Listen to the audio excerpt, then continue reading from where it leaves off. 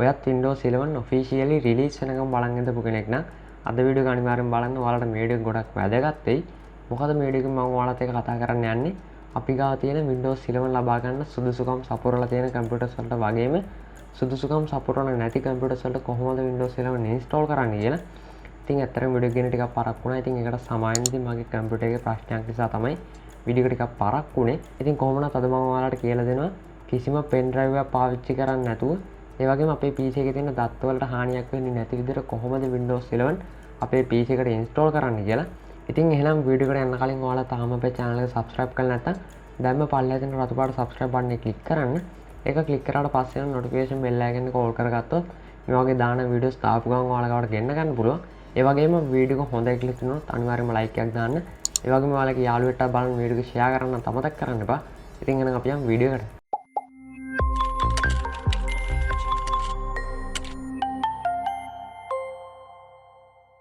ඉතින් අපි මුලින්ම කතා කරමු සුදුසුකම් සපුරලා තියෙන කම්පියුටර්ස් වලට කොහොමද මේක ලබා ගන්න කියලා.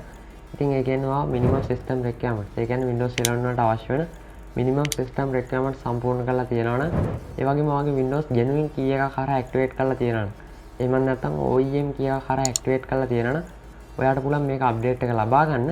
ඉතින් ඔයාලට කරන්න තියෙන්නේ ඔයාගේ PC එකේ settings වලට යන්න.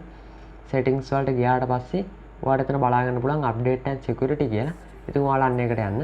ඒකට ගියාට පස්සේ Windows update කියන එක යටතේ ඔයාලට බලා ගන්න පුළුවන් check for update කියලා බටන් එක. ඔයාලට මෙතනින් ඔයාගේ update check කරලා Windows 11 update එක ලබා ගන්න පුළුවන්. ඉතින් අපි දැන් කතා කරමු Windows 11 ලබා ගන්න සුදුසුකම් සපුරලා නැති කම්පියුටර්ස් තියෙන කට්ටිය කොහොමද මේක ලබා ගන්න කියලා. ඉතින් එයාට පුළුවන් මගේ වීඩියෝ එක අන්තිම වෙනකම් බලන්න. මේ වීඩියෝ එකෙන් මම ඔයාලට කියලා දෙනවා Windows 11 ISO ෆයිල් එක හරහා කොහොමද Windows 11 අපේ PC එකට install කරගන්නේ කියලා. ඉතින් මෙතනදී අපිට කිසිම pen drive එකක්වත් එහෙම නැත්නම් අපේ PC එකේ තියෙන දත්ත වලටවත් කිසිම හානියක් වෙන්නේ නැති විදියට Windows 11 install කරන්නේ කොහොමද කියලා තමයි අද මම ඔයාලට කියලා දෙන්නේ. ඉතින් එහෙනම් අපි ඉක්මනින්ම වීඩියෝ එකට ගිහලා බලමු කොහොමද Windows 11 අපේ PC එකට install කරන්නේ කියලා.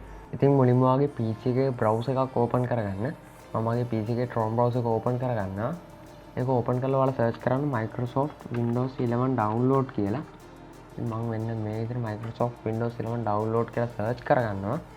ඉතින් එහෙම search කරගත්තාට පස්සේ ඔයාලට මෙතන උඩම බලා ගන්න පුළුවන් download Windows 11 Microsoft කියලා. ඉතින් ඔයාලා මෙන්න මේක ක්ලික් කරන්න.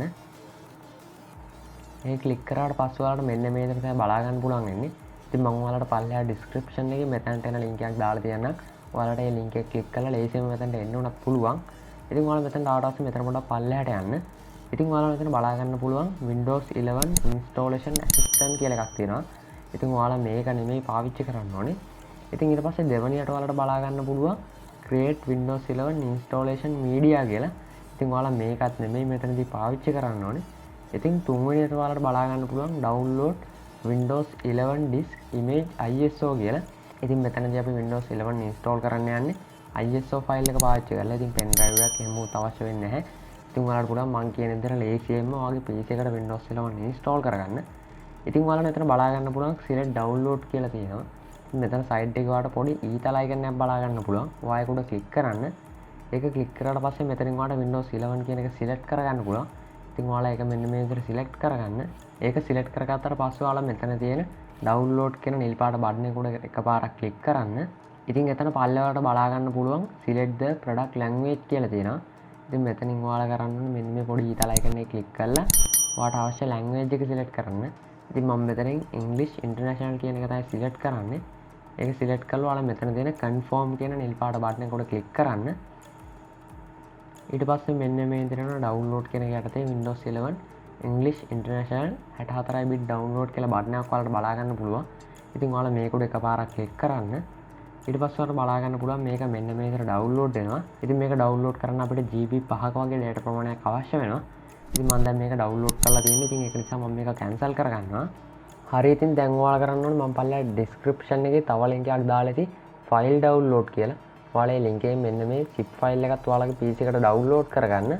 ඉතින් ඔයාලා මෙන්න මේක download කරගත්තාට පස්සේ මේක right click කරලා extract file කියන එක දීලා මේක extract කරගන්න. ඉතින් ඊට පස්සේ මෙන්න මේ විදිහේ window එකක් එනවා. ඔයාලා මේක okay කරන්න.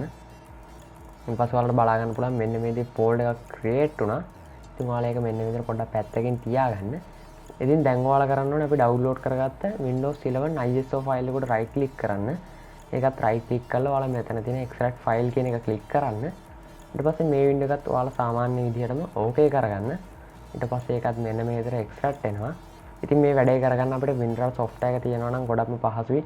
ඉතින් ඔයාගේ PC එකේ WinRAR software එක නැත්නම් ඔයාලට පුළුවන් YouTube එකේ WinRAR software download කියලා search කරලා වීඩියෝ එකක් බලලා ඔයාගේ PC එකටත් WinRAR software එක install කරගන්න.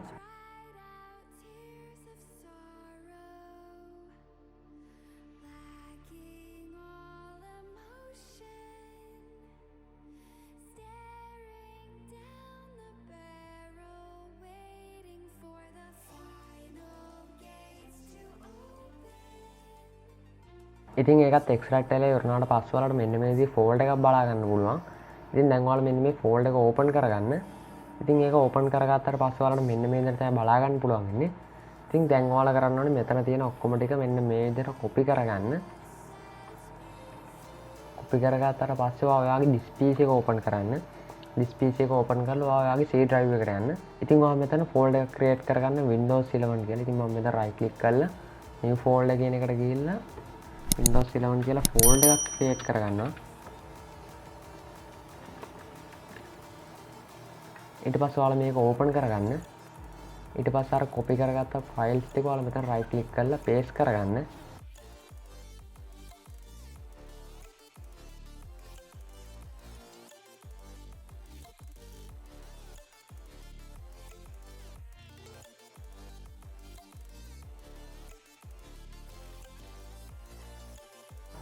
මේ ටික කොපි කරලා ඉවරනාට පස්සේ ඔයාලා මේක ක්ලෝස් කරගන්න.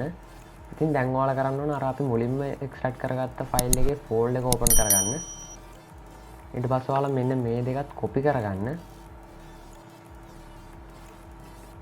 ඊට පස්සේ ඔයාලා ආපහු disk PC එක ඕපන් කරලා ඔයාලගේ C drive එකේ අර Windows 11 කියන ෆෝල්ඩර් එකට යන්න. ඉතින් එතන ඔයාලට බලා ගන්න පුළුවන් sources කියලා ෆෝල්ඩර් එකක් තියෙනවා. ඔයාලා මේක ඕපන් කරගන්න. ඉතින් දැන් ඔයාලා කරන්න ඕනේ අපි කොපි කරගත්ත ෆයිල්ස් ටික මෙතන paste කරගන්න. ඊට පස්සේ ඔයාලට මෙන්න මේදී මැසේජ් එකක් එනවා. ඉතින් ඔයාලා මෙතන තියෙන replace the file in the decision කියන එකට ක්ලික් කරන්න. ඊට පස්සේ ඒක මෙන්න මේ විදිහට paste වෙනවා. ඉතින් දැන් ඔයාලා මේකත් close කරගන්න. ඉතින් දැන් ආපහු අර Windows 11 කියන folder එක open කරගන්න.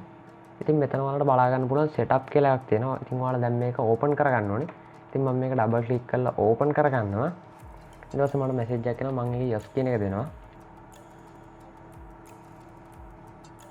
ඉතින් ඊට පස්සේ අපිට බලා ගන්න පුළුවන් මෙන්න මේ විදිහට preparing කියලා වැටෙනවා. මේක මෙන්න මේ විදිහට open වෙනවා. ඉතින් දැන් ඔයාලා කරන්න ඕනේ මෙතන තියෙන next කියන බටන් එක එකපාරක් click කරන්න. ඉතින් දැන් ඔයාලා කරන්න ඕනේ මෙතන පල්ලෙහා තියෙන accept කියන එක click කරන්න.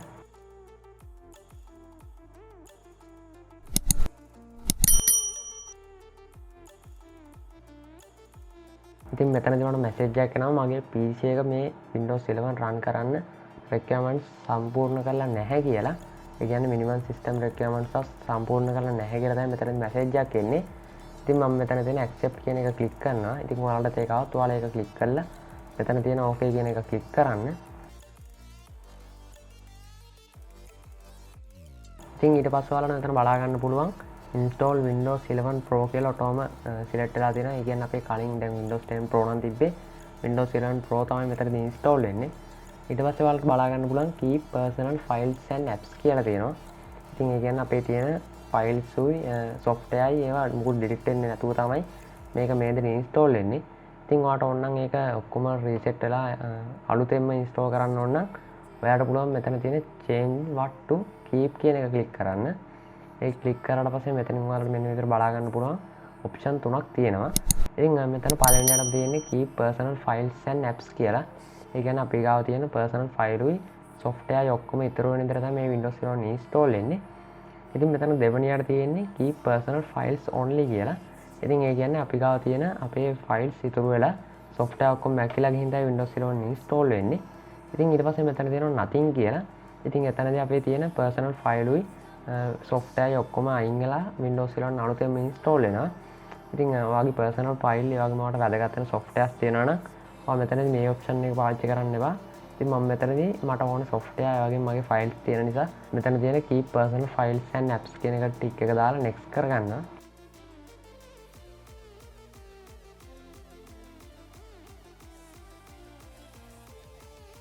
ඉතින් ඊට පස්සේ ඔයාලා කරන්න ඕනේ මෙතන තියෙන install කියන බටන් එකට ඔයාලා click කරන්න.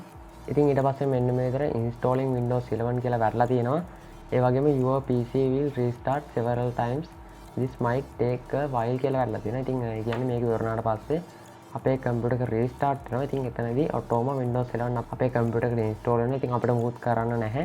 ඔය ටික තමයි අපිට කරන්න තියෙන්නේ. ඉතින් අපේ තියෙන personal file Mac එකේ නැති විදිහට තමයි මම මෙතනදී Windows 11 install කරේ. ඉතින් ඔන්න දැන් මගේ කම්පියුටර් එකට Windows 11 install වෙලා ඉවරයි. ඉතින් දැන් ඔයාලට මේ බලා ගන්න ලැබෙන්නේ ඔක්තෝබර් 5 වෙනිදා රිලීස් වුණු official Windows 11. ඉතින් ඒ වගේම තව පොඩි දෙයක් ඔයාලට කියන්න ඕනේ. ඒ තමයි ඔයා දැන්ටමත් Windows OS එකක් පාවිච්චි කරන්න නැතිනේ. ඔයා මේ පාවිච්චි කරන OS එකත් ඔයාගේ කම්පියුටර් එකේ slow නම් ඇත්තටම ඔයා Windows 11 install කරන්න යන්න එපා. මොකද එතකොට ඔයාලට Windows 11 වල ඇත්තටම වැඩක් කරන්න බැරි තත්ත්වරුණත් පත් වෙන්න පුළුවන්. ඔයාලගේ data නාස්තියක් විතරක් වෙන්න පුළුවන්. ඉතින් ඒ කියන්නේ ඔයාලා දැන් Windows 11 වලට ඉල්ලලා තියෙන minimum system requirement සම්පූර්ණ කරලා නැත්නම් ඒ කියන්නේ සම්පූර්ණ කරලා නැති හැමෝටම නේ මම කියන්නේ මෙතනදී ඒ කියන්නේ දැන් RAM එක අඩුයි නම් ඒ වගේම ඔයාගේ තියෙන Windows උදාහරණ විදිහට 10 කියලා හිතන්නකො Windows 10 slow නම් ඔයා මේක install කරන්න යන්න බෑ කිසිසේත්ම ඔයාට ඇත්තටම වැඩක් කරගන්න බැරි වෙන තත්ත්වයකටපත් වෙන්න පුළුවන්. ඉතින් මම කියන්නේ සමහර විට ඉතින් ඇත්තටම මමත් Windows 10 හොඳට මගේ කම්පියුටර් එකේ run කරා. ඒත් මට Windows 11 වලට ආවට පස්සේ ටිකක් slow ගතියක් බලා ගන්න පුළුවන් වුණා. ඉතින් ඔයත් දැන්ට Windows 11 install කරලා තියෙන කෙනෙක් නම් මම කොහොමවත් ඉස්සරහට වීඩියෝ එකක් අරන් එනවා කොහොමද අපේ තියෙන දත්ත Mac එකේ නැති විදිහට ආපහු Windows 10 වලට මාරු වෙන්නේ කියලා. ඒ කියන්නේ Windows 10 ආපහු download කරන්න අවශ්‍ය වෙන්නේ නැහැ. මම ඔයාලට කියලා දෙනවා ආපහු කොහොමද Windows 10 වලට ලේසියෙන්ම මාරු වෙන්නේ කියලා. ඉතින් මම හිතනවා ඔයාලා වීඩියෝ එක වැදගත් වෙන්නේ නැති කියලා. ඉතින් වීඩියෝ එක හොඳ නම් like එකක් දාන්න. ඒ වගේම ඔයාගේ යාළුවන්ටත් බලන්න මේ වීඩියෝ share කරන්න. ඒ වගේම ඔයාලා තාම අපේ channel එක subscribe කරලා නැත්නම් subscribe කරන්න. ඉතින් හැමෝටම thank you වීඩියෝ එක බලුවට. තවත් අලුත් වීඩියෝ එකකින් ඉක්මනටම හමු වෙනවා.